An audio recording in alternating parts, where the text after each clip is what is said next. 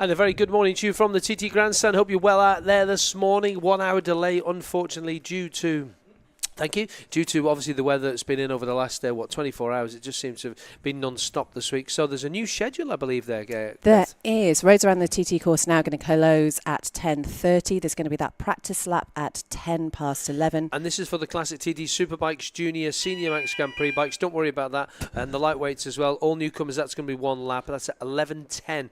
I like it when it's precise. And then 12 o'clock will be the little Kate.im Junior Classic TT race over 4 laps. And then at 2 o'clock, the MGP Senior Junior Lightweights, no newcomers. That's over 1 lap. That's another practice there before the RST Superbike Classic TT race over 4 laps, scheduled for 3. Okay, then we've got at 5:10 or 17:10 to thee and me. We've got the Classic Racing Magazine Classic TT Lap of Honour. That's 1 lap.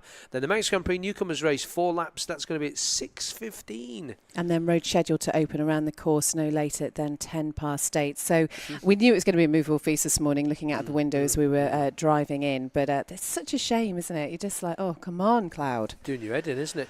So far on the show this morning, we've got Tom Sewell. Good morning, Tom. You well? Morning. You well? Yep. Somebody phone going there. It's someone phoning you, Tom. That's brilliant. That's a good ringtone. We like that. We like that. That is London Calling by The Clash. Very good. Thank you very much. Do you want another one? Yes, go on. No, how are you this morning? A little bit jaded. Phil and I were in the TT Heroes dinner last night, which was very, very good. Very enjoyable, but a bit of a late night. But was it full? Yeah, definitely full. And the Halewood stuff was very, very good with John and Pauline and Steve Wynn. Really, really enjoyed that and the memories and stuff. So good night. Yeah, we had them all on here in the chat show on Saturday, you know, and Pauline and Steve. So you could just picture 40 years ago. You could just had it in your head when Steve was talking about the bike, and everything's so fresh, and he's so sharp. They're also so sharp, aren't they? Yeah, he had some great anecdotes. But for me, you know, John talking about riding the bike and, you know, sort of saying, I put a bit of effort into that. And when I came in and they said, I've done 101 mile an hour lap, he said, I was disappointed, he said, because Mike went round at 112, and he said how he did that. Yeah. Don't know. It's completely different. And Philip McCallen, you were there last night. Good morning, young Philip. Morning, Chris. Yes, we're all a little bit dozy this morning. It was the talking actually went on after that, didn't it? We left the dinner about 11, but of course you meet more people and people you haven't seen for a year, and then the talking starts, and the next thing it's the early hours of the morning, and it's time to remember about your show, Chris. Yeah, you have to remember. Yeah, time for getting the Richard Milky Quail. You're not coming on today, are you? Oh, no. Oh, a little mug. Oh, my goodness me. Look Retro at that. mug. Look at that. Retro mug. He's given us, right, the Facebook Live's got this on now. This is one from absolute 20, it says 20 years ago, 1964. That's a 20th year anniversary mug, that is. That is incredible, that. All you need is it filled with tea, love. I do. I'm still waiting for our engineer Ed to do it, but he's just standing there. No, I don't take sugars two at all. teas, no. Right, so there we go. We will put that there this morning. That is amazing, because it used to be easy listening 219 Mex Radio. I want to do a really soft voice then, but you can do that. I could probably do that. Yeah, okay. 219 Manx Radio. Is that better? See, yeah. Philip? Yeah, that was good. Very good. That. See, look at that. Philip McCallen, how's the knee? My knee has just Tell us the story. It's just been a horrible, horrible nuisance, this leg. And I try to stay fit and keep fit, and I do a little bit of running through the week, and my enduro bike every other weekend. You do a bit of running? Yeah, sort of. Only 3 or 4 miles, 3 or 4 times a week, you know. So I'm not on the 10-mile pace, you know, but I'm old now. That was the pace years ago, and so I wanted to get more weight off and get good, and just a silly accident on my enduro bike, and 5-10 mile an hour crash, and the leg went one way and the other, and just done the ligaments at the side, and then it severed the middle ligament as well. And cruciate one. Yeah, cruciate one. That's the one you don't want to do. So now I have to wait a few more weeks back into hospital and hopefully see how they repair it. But it couldn't have happened at a worse time. You know, I've got the Northwest 200 and now the Manx Grand. Sorry, the Ulster Grand Prix was first. The Ulster Grand Prix, that was the first one, and with a leg trailing around behind you, and now this, you know. So it's lucky. I'm still, you know, hobbling around on my crutches. It hasn't stopped me, but as you know, when we're here, we're always very busy and so much to do and so many people to talk to. So you're going around like a bit of a strange person on a pair of crutches. Oh. Well, all I want to say is, haha.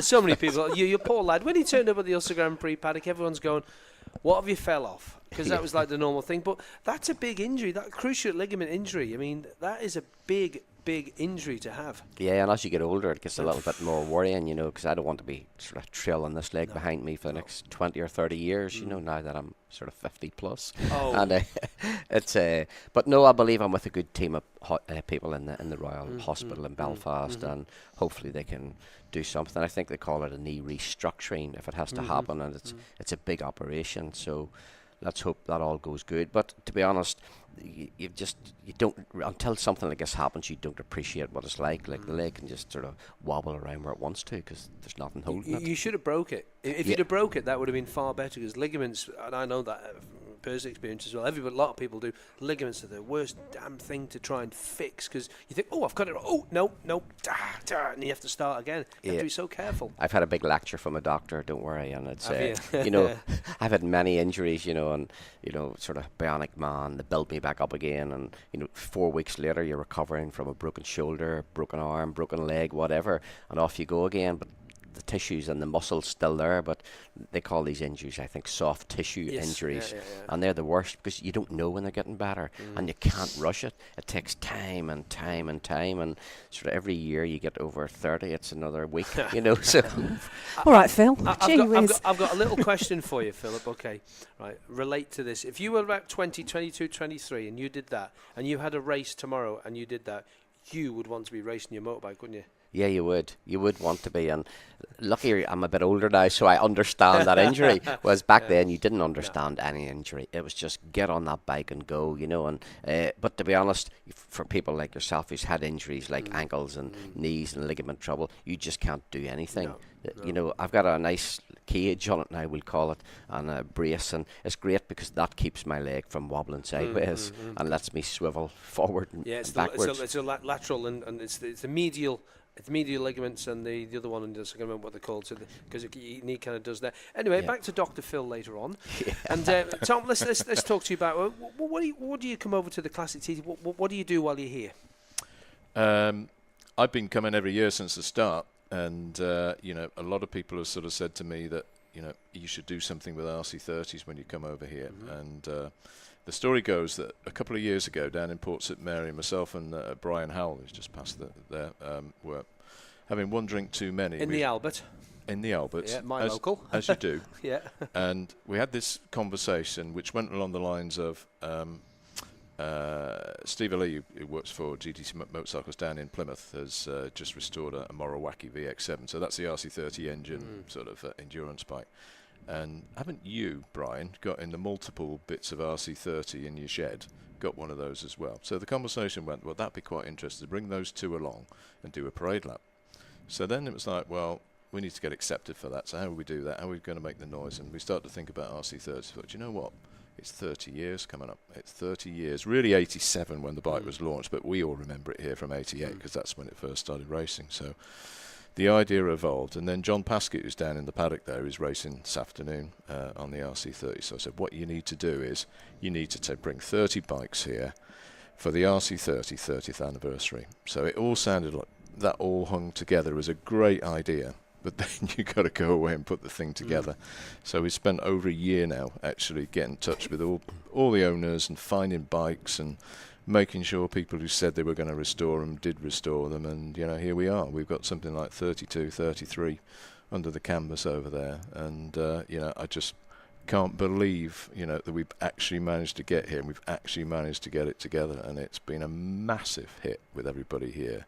I mean, I was saying last night that the floor's giving way over there because we've had so many people come through. Has it really? It's been that wet, I suppose. Yeah, I was talking to the lads there because, you know, we're sort of doing shifts and stuff, and a couple of the lads have come from Manchester, and they've been desperately trying to fix a bike all week, and they just got it running yesterday. And they said to me last night, they said, how many people do you think are coming through here every day? He said, because we're here working, and we just...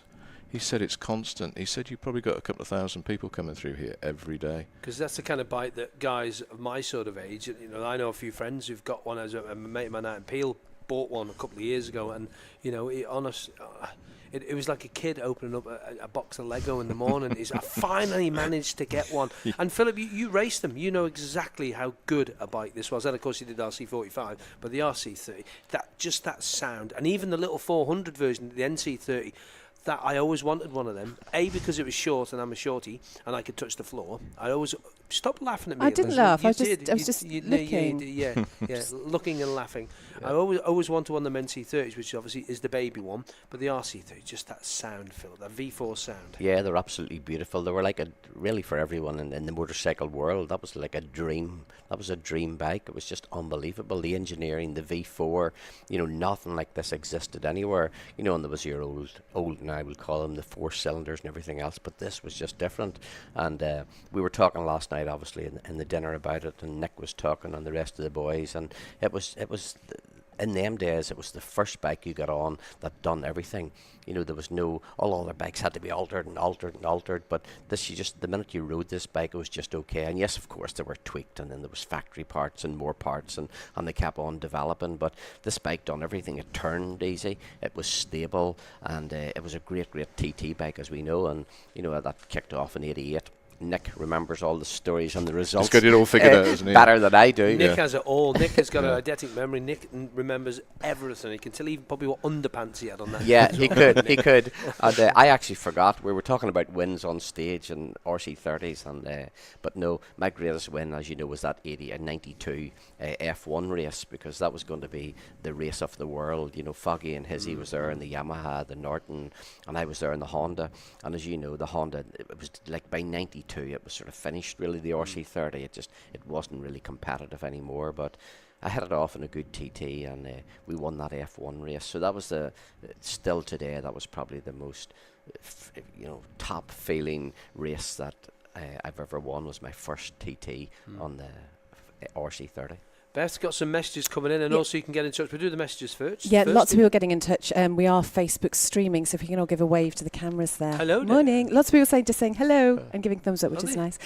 Text us 166 start your message with TT, or just email studio@radiott.com. So you can follow Manx Radio TT on Facebook and Twitter. If you miss any of the chat show, you can watch back on the Manx Radio portal as well at manxradio.com. Lots of messages. Morning from Roger at Birch Hill Crescent. John says, get well soon, Phil. So lots of sympathy for you out there this week. Don't. We've had another suggestion. We need Bill or Chris Swallow for some Yorkshire flat cat chat. Well, that would be quite good. That would be good. Mark Pennington says hello. Mike says good morning from Gretna Green. He's gutted he's not here today. Is he getting married? But he was here on Saturday. I didn't like to ask, okay. really. It could be. And Chris Barrett has been in touch to wish Jim Hind all the best for the newcomers race on behalf of the Barrett family. We've got Donald listening from southern Sweden, loving the crack. He's sick from work with a ruptured left pectoral muscle. That sounds awful. That sounds really painful. And Chris Hurst says, say hello to Richard Cook, who has brought his RC30 over to display and is wishing him a good holiday. So lots of messages on there this morning. You still get bits for them easy enough, can you, Tom? The No. RC30? Really hard to get bits. Very hard. And if you look on eBay, there are some ridiculous prices. Kind of like the 250s, like that. The 250s have come out. Everybody's looking for a crank for 250. What, 10 grand people are asking for, and the rest for a 250? Yeah. It's bonkers, isn't it? But I'm sure there are people who are manufacturing parts. Yeah, we've got. We're lucky enough to have GT Performance Engineering from Plymouth, who provide us with, I think, 3, maybe 4 bikes actually, and they've just started to make the cranks and conrods, pistons, refurbing a lot of stuff. So, they've actually moved the gig on in terms of for racing purposes. They can rebuild motors for you. But if you're a road bike user, you've got a real problem. If you're trying to rebuild one or you bought one and you just want a few little parts to finish it off, if you think about the stuff that you take off to go racing, most people threw away. We did. The torque arm on the back. Yeah. You pay several £100 for one of them if you want the original one now. The infill panels, the little plastic things to finish off between the fairing and the tank, £300-400 for 2 of those. A little bit of plastic is bonkers, isn't it? And I bet you people probably have them sat somewhere in a box, because people do that, And I'm sure there's been a few fines, which we will look at in a minute, because we need to take a little bit of a break. How do you get it? Did you give us who we get in touch, and then we'll take a little break? We'll do those again. Text 166 start that message with TT. Email studio@radiott.com, and follow us on the Manx Radio TT Facebook page. We're on Twitter as well, and we'll stay with Tom and Phil. We'll be back in just a moment.